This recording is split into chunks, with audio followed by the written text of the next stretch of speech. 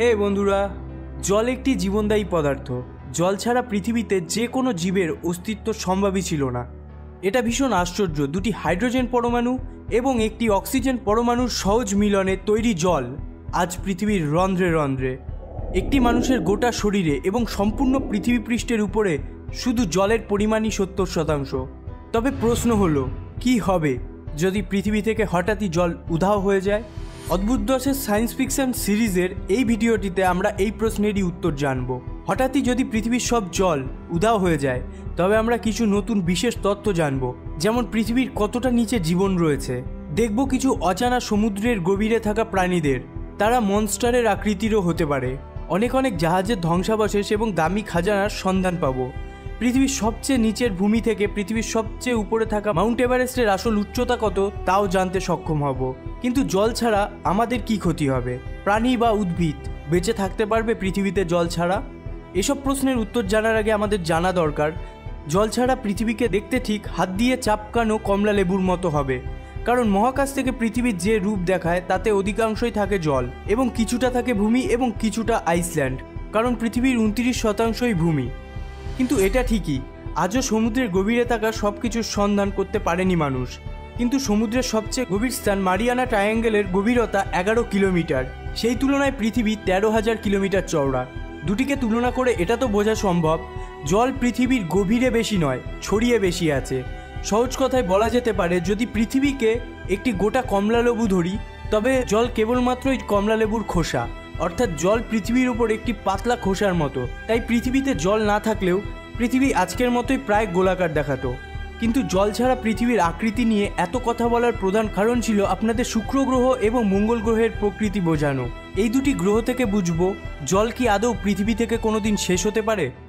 শুক্র এবং মঙ্গল দুটি গ্রহই গোলাকার হলেও এই দুটি গ্রহেই জল ছিল, কিন্তু আজ নেই।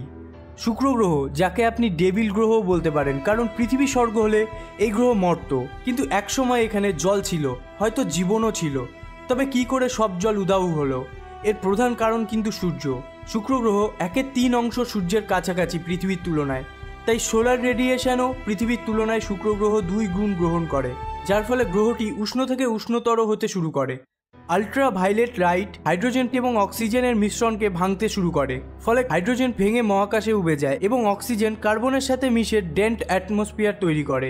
এই মেঘগুলি সমস্ত শুক্র গ্রহকে চাদরের মতো ঢেকে রেখেছে, যাকে বিজ্ঞানীরা গ্রিন হাউস এফেক্টও বলে থাকে। এই এফেক্ট পৃথিবীর কাছে খুব দুঃখজনক, কারণ সূর্য কয়েক লক্ষ কোটি বছরে আকারে বাড়বে এবং তার প্রভাব পৃথিবীতেও পড়বে।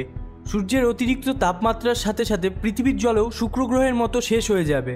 তবে হ্যাঁ, এটা ঘটতে কয়েক লক্ষ কোটি বছর লেগে যাবে, সো ভয় পাবেন না। কিন্তু মঙ্গল গ্রহে জল শেষ হওয়ার কারণটা কিন্তু সম্পূর্ণ আলাদা। মঙ্গল গ্রহের শেষ নদী উবে গিয়েছিল বিজ্ঞানীদের মতে আজ থেকে প্রায় 2000 বছর আগে, অর্থাৎ মানব সভ্যতার শুরুর সময়ে মঙ্গলের সব সভ্যতার বিনাশ হয়েছিল। মঙ্গল গ্রহের ছবি দেখে বোঝা যায় এখানে বড় বড় মাপের সমুদ্র ছিল, যার হাইয়েস্ট গভীরতা বিজ্ঞানীদের অনুমান 21 কিলোমিটার। পৃথিবীর তুলনায় 7 গুণ একসময় মঙ্গলে জল ছিল, কিন্তু আজ যেখানে রয়েছে শুধুমাত্রই ভূমি এবং নিচু নিচু রেস ট্র্যাকের মতো দেখতে ভূমি। কিন্তু প্রশ্ন হলো, মঙ্গলের জল গেল কোথায়?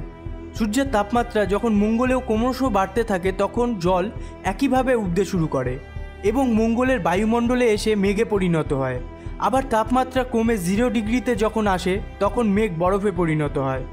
হয়তো তখন জল মাটির নিচে চলে যায় বা H2 এবং O2 পরমাণু ভেঙে যায়। যেহেতু মঙ্গল গ্রহের মাধ্যাকর্ষণ পৃথিবীর তুলনায় কম, তাই হয়তো তা উবেও যায়। তবে মঙ্গল গ্রহের জল শেষ হবার আসল কারণ খুঁজতে আজও সবই বিজ্ঞানী ব্যর্থ।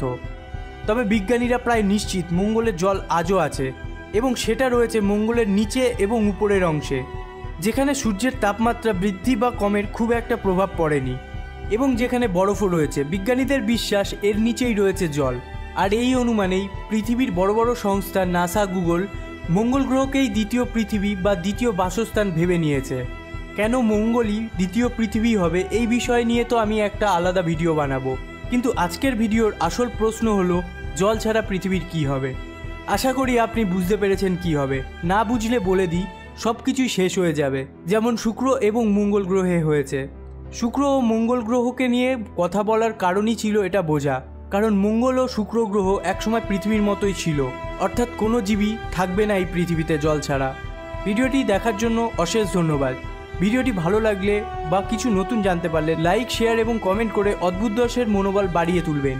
এবং এখনও যদি অদ্ভুত দশ চ্যানেলটিকে সাবস্ক্রাইব না করে থাকেন তবে লাল সাবস্ক্রাইব বাটনে ক্লিক করে সাবস্ক্রাইব করে নেবেন অদ্ভুত দশ চ্যানেলটিকে, এবং বেল আইকনটিতে প্রেস করবেন রহস্য, রোমাঞ্চ, সায়েন্স ফিকশন নিয়ে এরকমই ইন্টারেস্টিং ভিডিও সবার আগে দেখতে।